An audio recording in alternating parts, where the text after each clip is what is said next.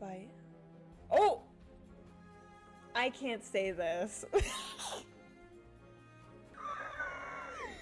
I won't bite hard. Unless you beg me. Electric chair. What the hell is going on? Hello everybody, my name is Toby. Welcome back to TOUCHSTARVED. This is episode 2. The last one, the audio was so bad, but this time, hey, hopefully it's better.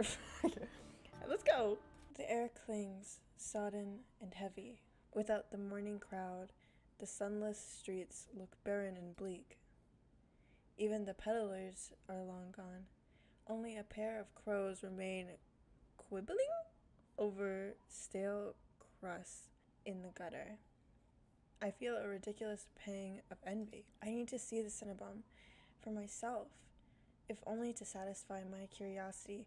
I should have asked someone at the bar for directions before leaving. I'm about to turn my back when a shadow passes over me. A cloud, I think, until a puff of hot breath tickles the back of my neck. Oh, the shadow runs down the street in revolts. Formless dark spreads like ink into the bottled shapes. Claws stretched, a muzzle splits open to reveal long, jagged teeth. A growl rumbles so low and deep I feel it. I want to run, to scream, but I feel trapped, as though the slightest movement or a single breath will snap the jaws around me shut. No, I won't let it end like this. If I'm going to die, I want to see what's got me first. I steel myself, then turn. Bah!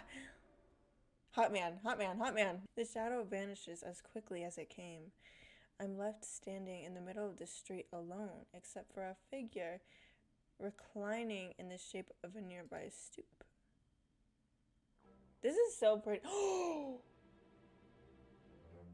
That's so pretty. Okay, let me get my voice acting. A monster. That much is clear from a glance. One that could nearly be mistaken for a human were it not for the tufted ears and tail curled around his ankle. Oh my god. Or the dusk pink eyes with pupils that sharpen like needles when they fall on me. Our eyes meet and the monster uncrosses his legs. His long legs. They were long. His hair gleams a shade of red that reminds me, unsettlingly, of blood where it curls around his collared throat. Jumpy, aren't you? His tone is so light and carefree that I glance over my shoulder to make sure he's speaking to me. When I look back, the stranger props his chin and his knuckles and regards me with an indestructible little smile. Didn't you see that shadow just now? It was massive, moved like a beast. Even as I speak, I'm aware of how ridiculous I must sound, but the stranger's smile doesn't falter. The only beast I've seen are the Wick's drooling regulars. Though, this did catch my eye. Oh my god, I know you see what I see. With the flourish of his hand, my in-room key appears dangling from his fingers. It turns on its chain, glittering when it catches the light. My hands fly to my coat's pockets, and sure enough, find them flat. He crooks his finger, beckoning. I've already taken 2 steps forward before some stifled instinct stops me. Something feels wrong. I'm still on the edge, thrumming with so much adrenaline that the stranger's shadow flickers at the edge of my vision. I always attract the worst kind of attention, but I can't get rattled now. Well, it was in my pocket, girl. I can't really say who says that's my key. Where did you find it? How did you find that? The key, I mean. What can I say? I'm a sucker for shiny things. He smiles wide enough to reveal pointed canines. And that's how I feel. And that's how I feel. I saw you drop it. You really should be more careful. City like this, somebody might take advantage. A bald-faced lie said without a hint of irony. I can't figure out how he pickpocketed me under my nose, but I'm certain he took my key, and I need it back. I approached the man, careful to keep an arm's length away. He doesn't look dangerous, but the most deadly ones never do. Oh, so pretty! No, the design is so pretty. Oh my god. The art style, the hair, everything. I'm in love. The stranger's chain softly clicks with the tilt of his head. His ears flick. Oh my god, it's so good. You know, I love the character, I love the vibes, I love the energy that we're getting right now. Okay, keeping your distance? Until I figured out how you managed to rob me, yeah, I am. I don't have much money, please don't take more. You think I stole your dinky little key? From all the way over here? He gives an exaggerated sigh. I'm good with my hands, but not that good. Do I really look like a common thief to you? Triple dot. A dot, a dot, and a dot. A dot, a dot, and a dot. He's got me there. The sheer fabric of his sleeves alone would be too expensive for most street thieves. Hell, his shoes look like they cost more than I spent traveling here. And then there's a shop behind him. No matter the city, parted pink curtains only ever mean one thing. Ooh! I'm not looking to buy, and I doubt I could afford your services. Luckily for you, I don't charge. The man runs the tip of his tongue over a fang, and for the first time since I stepped into the shadow, I feel something other than dread. My face goes hot. That's not what I meant. I'm flattered, really. Were sex my trade, I might make an exception for you. How about half off for a handy? Or you could just hand over my key. Ask nicely, and I might even let you tug on my tail. Just throw it here. So some spindy little street urchin can snatch it and run away? He raises my key and tilts his head so he can watch it dangle back and forth. I suppose I could just claim your room for myself. Not that I'd be caught dead slumming in the wick with the rest of those slack-jawed imbeciles. You're obviously not from around here, so tell me, traveler, what misfortune brought you to this wicked place? I love him! He's so fun! Like, he's kind of like evil, but like kind of not. Like, not evil, but like kind of like rude, but like in like a fun rude. Like a Chanel Oberlin, you know? I'm gonna throw this pumpkin spice latte into her open brain. His voice practically drips with desertion. I'm not telling you anything. That could have possibly drawn you into this dreary little pig pen. I wonder. The weather's bad. Food's rank. I don't know what that is. And there's entirely too many monsters for a human to feel safe. Unless... Dagger's sharp eyes flick towards me. They gleam with amusement. Unless you're just dying to consort with monsters. I mean... By now, my embarrassment has worn away, leaving shimmering impatience in its place. If this is a shakedown, it's the most frustrating one I've ever experienced. Immediately, bow. How did you know I spent all my money, starved, and nearly died in a swamp just so I could crawl into bed with the first thirsty monster I saw? Ooh! Wait, Toby, that was kind of absurd. That earns me a burst of breathy laughter.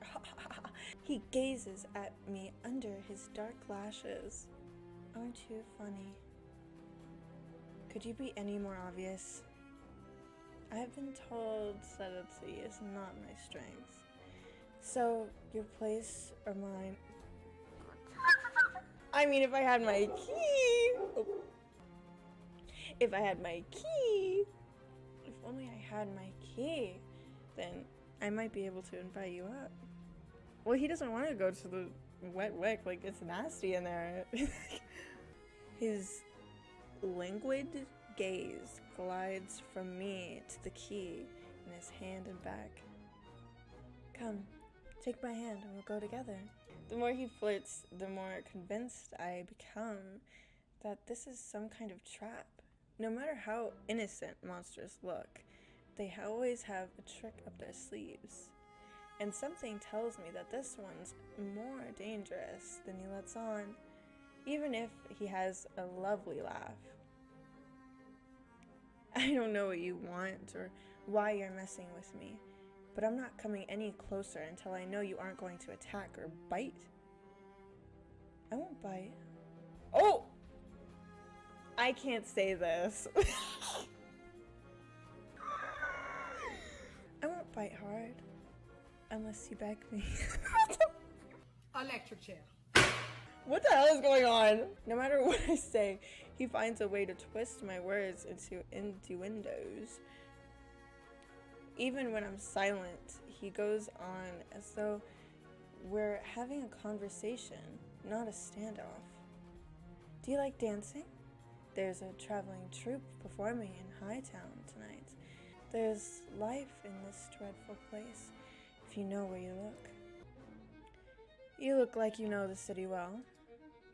The man's gaze flickers from me to the key dangling from his finger. Naturally, this dump is a little bit more than miserable. Little smear when I first arrived. Hightown, Lowtown. I know Erida like the back of my hand. What about the Cenobium? Do you know where that is? His smile vanishes. Surely you've seen it. That absurdly large tower looming over the rest. It's a little hard to miss. He must mean that spire I noticed on the way over. The Cenobium is overrated. Forget about it.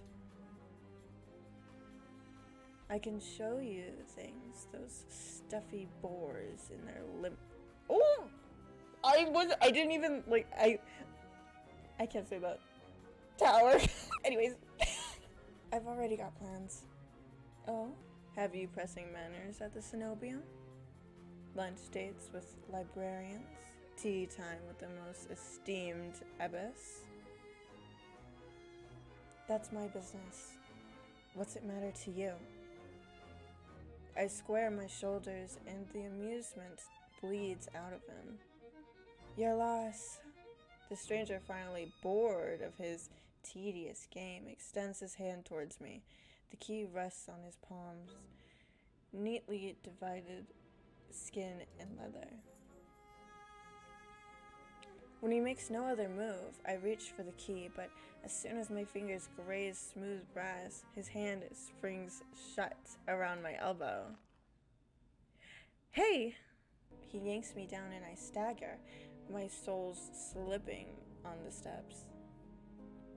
For a sick moment, I fear my bandages will unravel under his touch, but he's careful not to disturb them even as his fingers dig into my arm. I knew I smelled blood. You reek of death in the road. Ooh, and that doctor. His voice, once silken, lowers into a smoky growl. The shadows around him seethe and boil as he pulls me closer.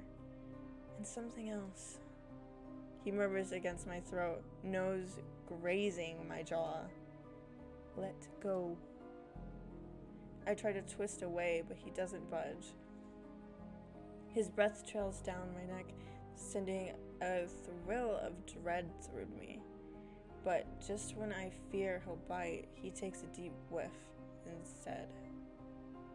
His wide, flat eyes gleam with naked hunger as he gazes up at me. Not quite human, not quite monster. Seems we're both. Veer. Okay. The stranger's ears flatten, and he releases me with a short breath.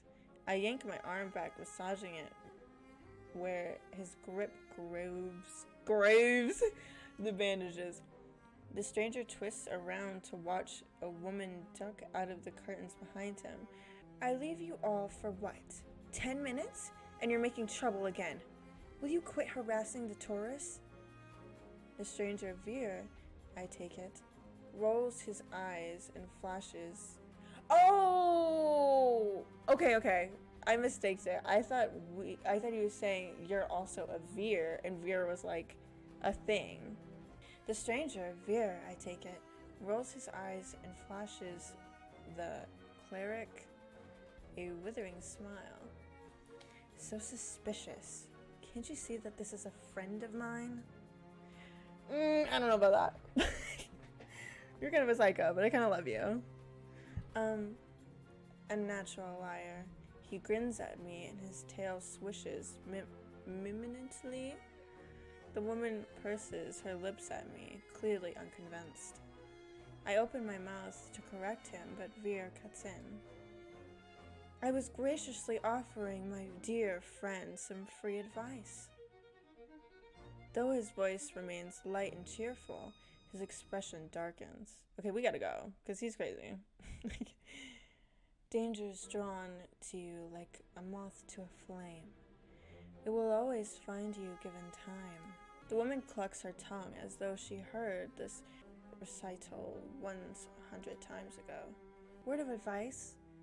Don't take free advice from lazy foxes lounging in the streets. This crook would sell water to a drowning man for sheer enjoyment of it. She shrugs off the wilting look from Veer. Oh, please. Any friend of yours knows it's true. Now hold still. Veer rises gracefully at her approach.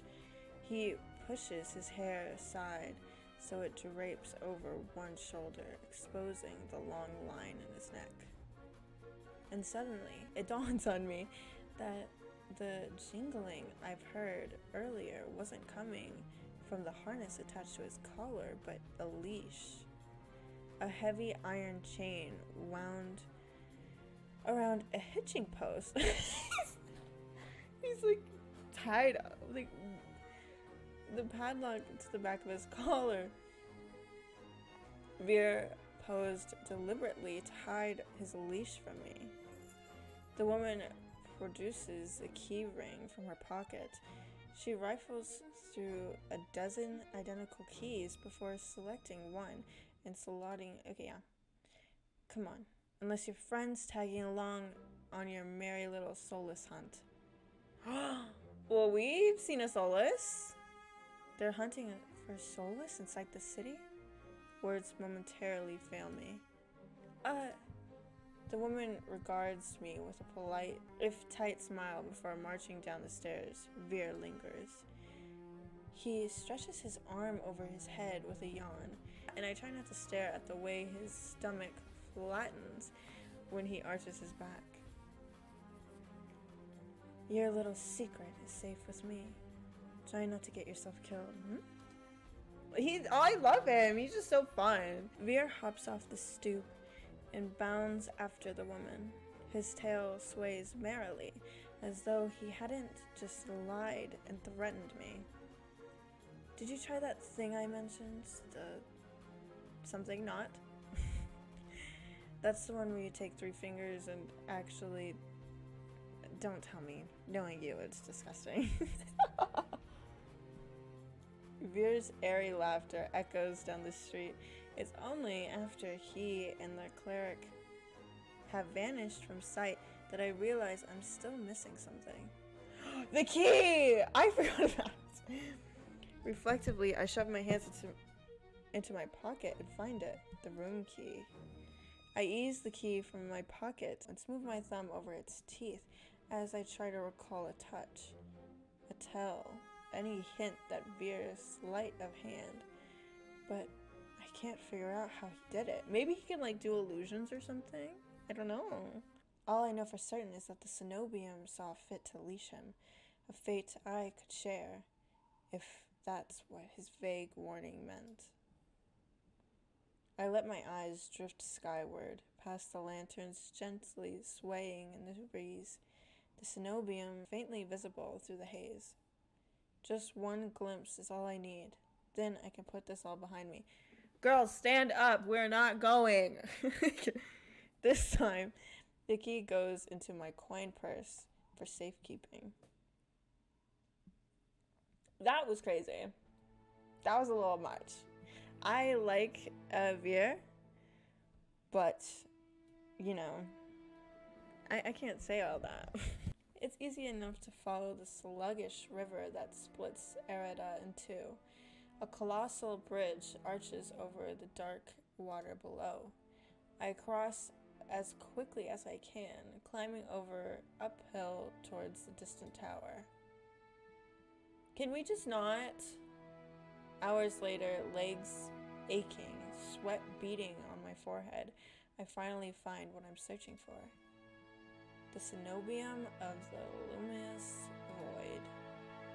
It stands at the highest point of Arida, surrounded by cold white walls. Well-dressed people stroll down the walkways, paying no attention to the massive tower in their midst.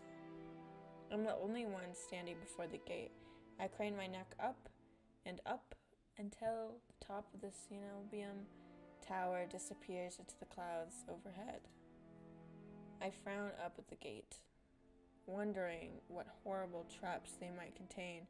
Despite their delicate beauty, there must be more to them than meets the eye. Why are we going?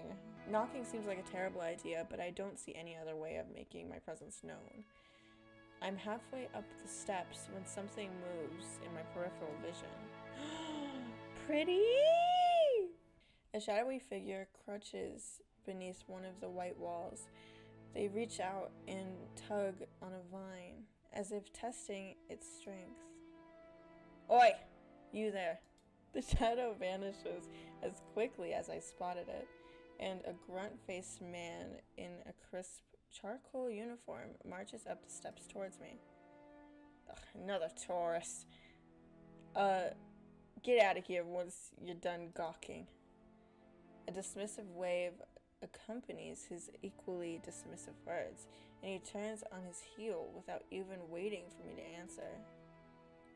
I look back at where I saw the intruder, but there's nothing, just the leaves blowing gently in the cool breeze. I step away from the gate's helplessness washing over me. Hello? A whisper so close I could feel warm breath brush against my skin. I instinctively jerk away, but there's no one beside me. Halfway down the staircase, I spot a woman swaying in the breeze. But because her eyes shine a vibrant, unnatural crimson, I'm both entranced and unsettled by her glowing. These days, you need a miracle to get in there. I'm unsure how to respond, or if I even should. Say nothing.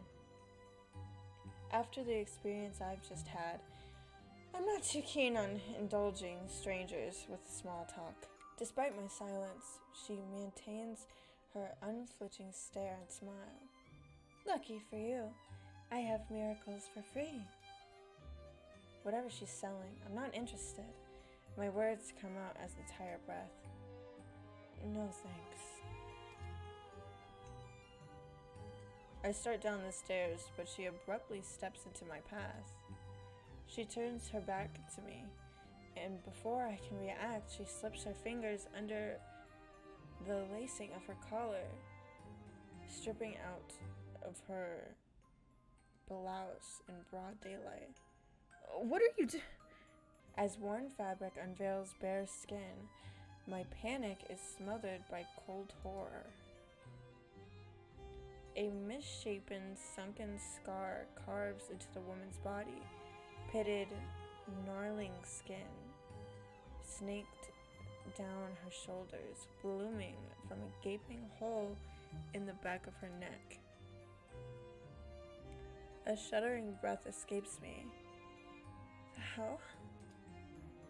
Whatever disease this woman had ate away at her from the inside out. How is she able to move or breathe? It's impossible. She shouldn't be alive, and yet the power to cure anything can be yours too. The power of the sea breed. The woman slides back into her blouse and deftly laces it up. If I've caught your interest, then follow me. It's only a short walk away. Without another glance, she leisurely strolls down the cenobium stairs, loose braids bobbing behind her. The edge of her scar peeks out from under her collar. I stand there, wordlessly, until I manage to regain my bearings. It's a twisted miracle, but a miracle nonetheless. This could be the stupidest decision in my life, but what choice do I have?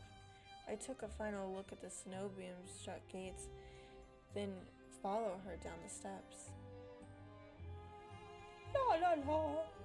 We descend from the higher streets, leaving behind their gilded decadence as we cross the river,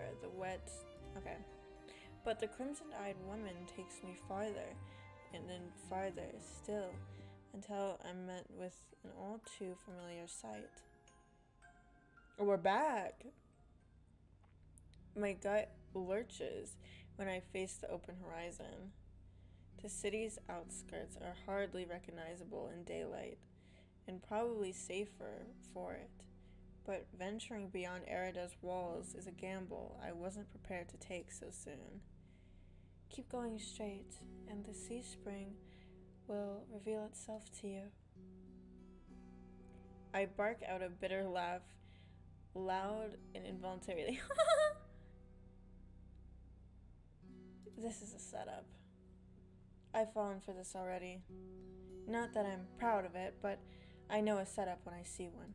I barely have enough coin for a meal for what it's worth. If I wanted your coin, I would have already taken it. She says it so lightly, I almost believe her, even if she looks as physically capable as a toothpick. You're as safe inside the city as outside of it. Truthfully, the territory before you is the safest of all. What do you mean, territory? This region belongs to the AIs. Most people know him as a gang leader, but he's much more than that. Triple dot! I squint against the empty wastelands. Only a fool or someone with nothing to lose would leave the city. Apparently I'm both. But this sea spring cured her. I need to see what it could do for me. I set off into the waste. Over my shoulder, the woman calls after me. Good luck, Toby. I hope we meet again. Okay, I love her. My heart pounds with each step I take from civilization. For what seems like an eternity, I force each foot forward, one step, then another, until the realization hits me. I never told this woman my name.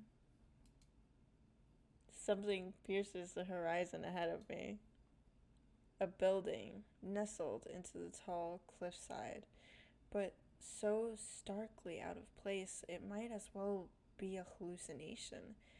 It drips with extravagance and honeyed mahogany. A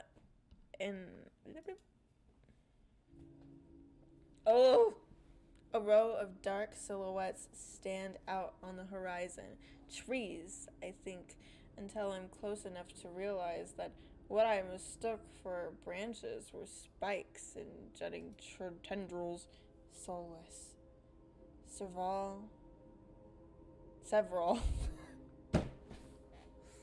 I'm so dumb. I want to cry. Several of them watch me in the distance like statues. I don't think. I just run. Exploding into a messy sprint, I push my legs as fast as they'll take me towards the decorating building. Flashes of last night chase me. The gushes of blood and the screams of death. It's the smell of burning flesh and sour billy. The next thing I know, I'm dashing up wooden stairs and crashing through towering double doors. Hey! Oh, this is cute! I'm desperate to be safe, but when I process my surroundings, it's more hellscape than sanctuary. I don't know, it looks nice. Oh, blood. Oh, okay. Oh, I thought that was carpet. Blood flows all around me, overwhelming my vision with a lurid, unholy red. Instinctively, my hands leap to my mouth. But the rotten stench of blood never comes. Instead, a smoky scent hangs in the air, sharp and spiced. I swallow thickly, convincing myself that it's not as gruesome as it appears. This has to be the sea spring, the place that grants miracles. Pulling my eyes away from the pool, I take the rest of the environment in. Tall pillars flank me, blanketed in written notes. Seating pillows scatter the floor, and rustic kettle sits nearby. Someone must live here, despite how eerily empty it is.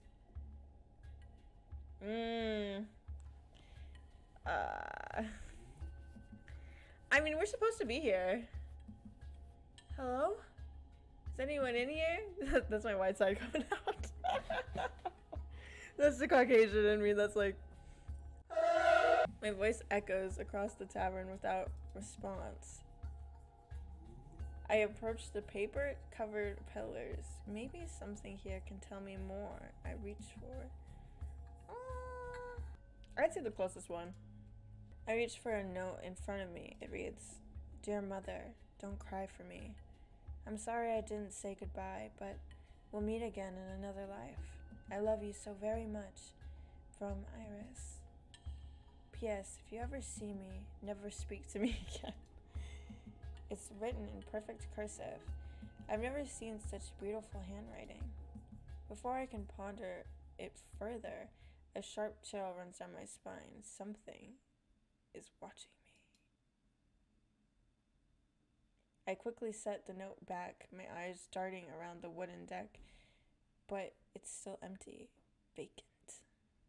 Finally, I look towards the sea spring. That stillness hides something deeper, something wrong. Hey, get the hell out. I spin around and come face to face with a pack of soulless. They chitter and growl, tendrils and spikes flaring threateningly, all different sizes and species, but sharing one identical trait, glowing crimson eyes. Oh, is that girl soulless? I'm stupid. I try to back away, but my heel teeters over the sea spring. I'm concerned. Watch your step. It's deeper than it looks. That voice again. At the sound of it, the soulless freeze, their snarls quieting. Male. I search for the voice's source, and find it above me, lounging in the rafters. Don't talk to me. You look lost, little sparrow. Fable 2? It's a sign, this is my soulmate. His gaze is a violet crimson, one that sears through me. They're the same eyes I've seen over and over. First with the scarred woman, now with the soulless circling me, all bound by the sea spring's red blood. Red that run. In the shroud of darkness behind him, shapes like massive tentacles twist and coil around the wooden beams. I can't focus. The soulless growls ring in my ears. They're not advancing. but that could change at any second. Panic rises in my throat as I struggle to track them. Hey. Eyes on me. It's the way I didn't hear it until I heard it, and then I became dumb mad. My stomach rolls as I tear my eyes away from the soulless. Don't ignore someone who's talking to you. It's not polite. For a moment, anger knocks my fear aside. Who is this guy? Well, I'm kind of distracted. I'm kind of distracted by the soulless about to maul me. Only on my command. I scan the soulless again. They really aren't attacking, posturing more than anything else. You tamed them? Power of the sea spring. Oh, the name? That's funny. They're hungry, so they might bite. You could give me a reason to stop them. How about I didn't do anything wrong? Trespassing. And that's punishable by death? He gives a non-committal shrug. I called out earlier to see if anyone was here. Were we supposed to play hide and seek? Didn't hear you. I kind of love him. My voice stops in my throat. This man's terse coolness is both infuriating and terrifying. I rack my brain around ways to defuse the situation. I need help. Okay, fine. I need help. I thought the sea spring could cure me somehow. My voice wavers pathetically. Honesty has never been my strong suit. He cants his head to the side, appraising me, but doesn't respond. I fidget nervously. I'm telling you, I came here for help. Are you listening? Your hands. Alarm jolts through me. I hide my hands under my cloak. Show me. Why?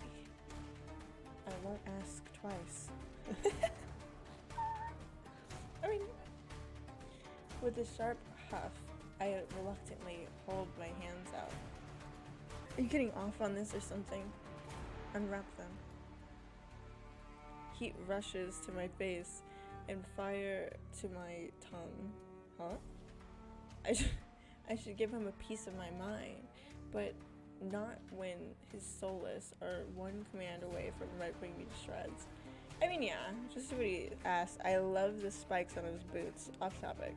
Anyways, yet no matter how much I will myself to move, my body is frozen in place. I stand there for a long, agonizing minute. My hands are trembling when I finally raise them. I know the skin beneath the wrappings all too well. The hideous, unnatural flesh I've grown to despise. I grip the edge of my bandages. Stop. With a wavery sigh, the man slides off of the beam and lands with a thud that shakes the panels underfoot. He's a monster, with an imposing figure that towers over me. I couldn't tell how tall he was before, but his big, illuminated by lantern light, his features are stronger and sharper. Subtle clinks of metal accompany each of his footsteps. The closer he gets to me, the faster my heart hitches. What does he want? Is he going to kill me? I step backwards and find nothing to set my foot on.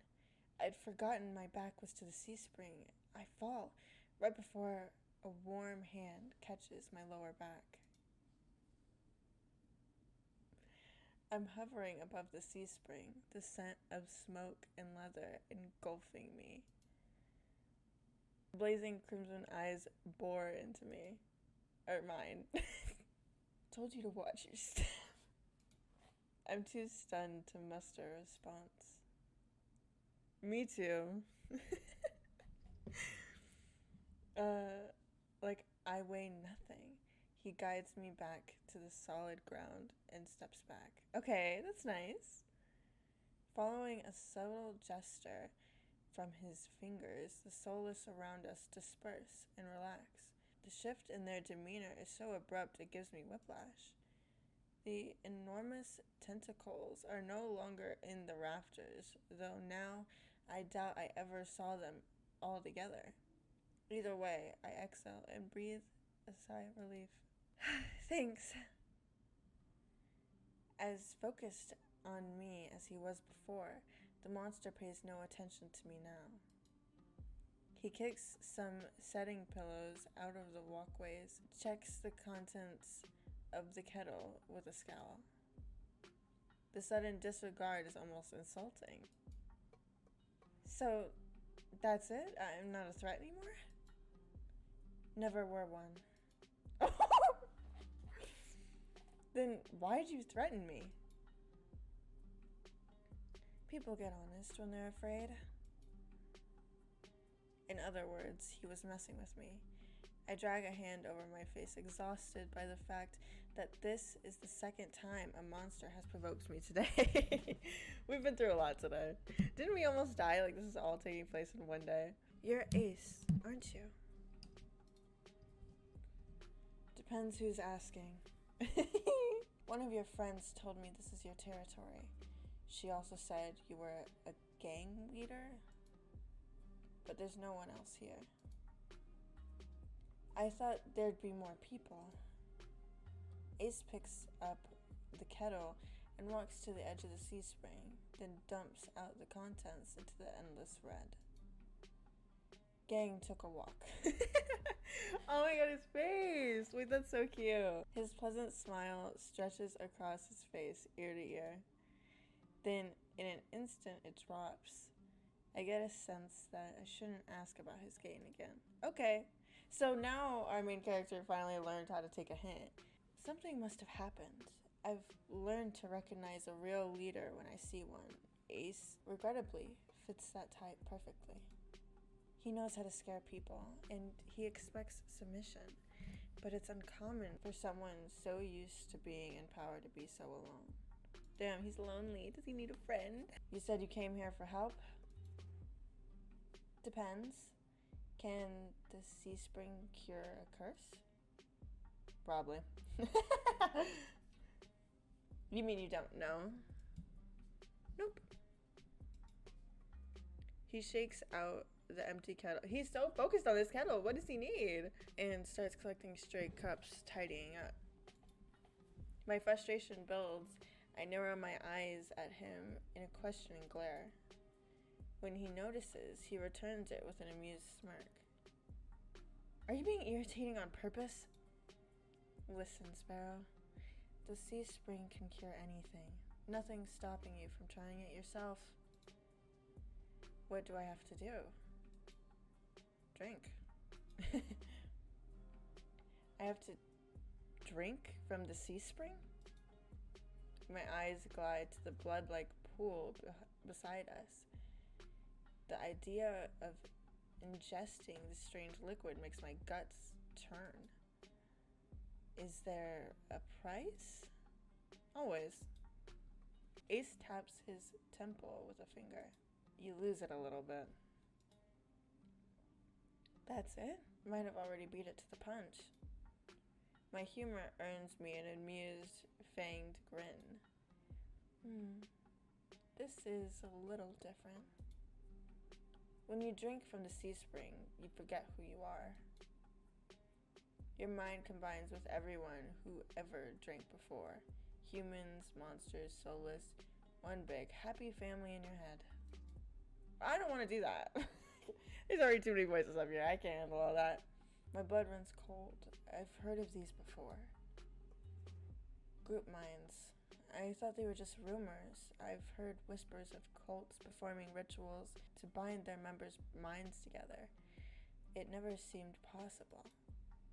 But something tells me this is real, even if one thing doesn't add up. Your eyes are red too, but you obviously haven't forgotten who you are. Before I can finish my sentence, Ace strides past me towards the entrance. Time's up. Let's finish this later. Wait, already? You barely told me anything. Came on a bad day. I've got somewhere to be. There are so many questions burning on the tip of my tongue, but my frustration spills out before any of them. I was told to come here for help, but instead I get threatened and kicked out? You're joking, right? Watch your tone. I'm nice, but you don't want to ruin the host's mood. Oh my god, my skin prickles. The feeling of being watched washes over me again. My eyes dart back over to the sea spring. The lone ripple dances on a quiet surface. I take Ace's advice and clamp my mouth shut. Ace approaches a nearby soulless, a lanky, dog-like one with 6 legs and a crown of tendrils. Several sets of crimson eyes adorn its side. Its forked tail wags rapidly when Ace squats beside it. He runs his fingers through the tendrils, scratches its chin, and pats its head. It's like a pet. Okay. A gentle smile plays across Ace's lips.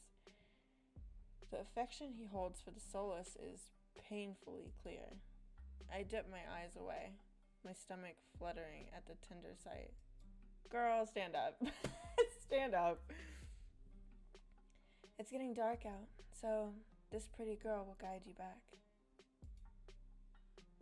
Huh? Following a short whistle from Ace's lips, it trots over the entrance obediently, tail swaying. What? I watch the soulless warily. Pretty is not the word I would use to describe it, and the idea of it protecting me sounds absurd. If I decide to drink, how should I find you? Find someone with eyes like mine. They'll point you in the right direction. But think it over. Once you drink, you can't go back. I don't want to do it. I mean, he's cute, but I don't want to. I don't want to have people's heads in my mind, and in my mind, and in the heads, and I can't.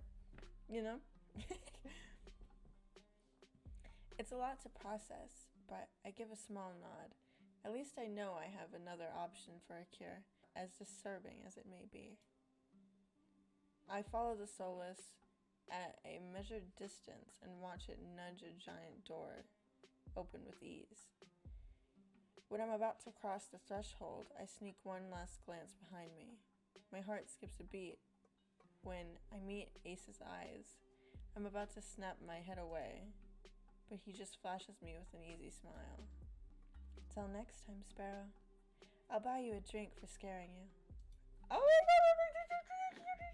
Okay, outside, more crimson-eyed soulless scuttle about. It's hard to believe it's the same threatening pack from before. They chase each other in circles, roll around in the bog's mud. They pay no attention to me as the dog-like one escorts me away. It's an uneventful trip. Sometimes the soulless looks over its shoulder at me to make sure I'm still following. Oh, that's kind of cute!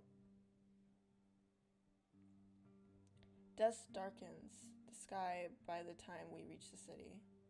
The soulless sits and looks at me expectantly with familiar crimson eyes.